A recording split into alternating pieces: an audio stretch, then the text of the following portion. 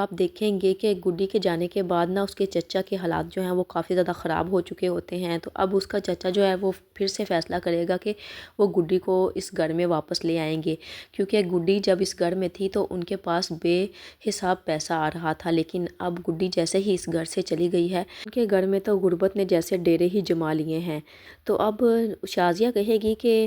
کیا واقعی ہی گڈی کے پاس کوئی شیطانی طاقت ہے جس کی وجہ سے ہمارے گھر میں ایسے رزق آ رہا تھا؟ تو اس کا چچا کہے گا کہ پتہ نہیں، جو بھی ہے بہرحال ہم گڈی کو اس گھر میں واپس لے کر آئیں گے۔ لیکن گڈی کی خالہ جو ہے وہ گڈی کو واپس نہیں آنے دے گی، وہ کہے گی کہ گڈی تو میرے ساتھ ہی رہے گی۔ دوسری جانب سونی کی جو حقیقت ہے وہ گڈی کے سامنے آ چکی ہوتی ہے، اور اب وہ سونی سے کہے گی کہ مجھے پتہ چل چکا ہے سونی آپی کہ آپ اس دن کہاں گئی تھی۔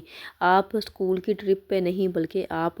ایک لڑکے کو ملنے کے لیے گئی تھی، لیکن میں نے آپ کو روکنے کی بہت زیادہ کوشش بھی کی لیکن آپ نہیں رکی۔ تو سونی آپی آپ اس لڑکے سے نہ ملیں، کیونکہ وہ لڑکا بالکل بھی اچھا نہیں ہے،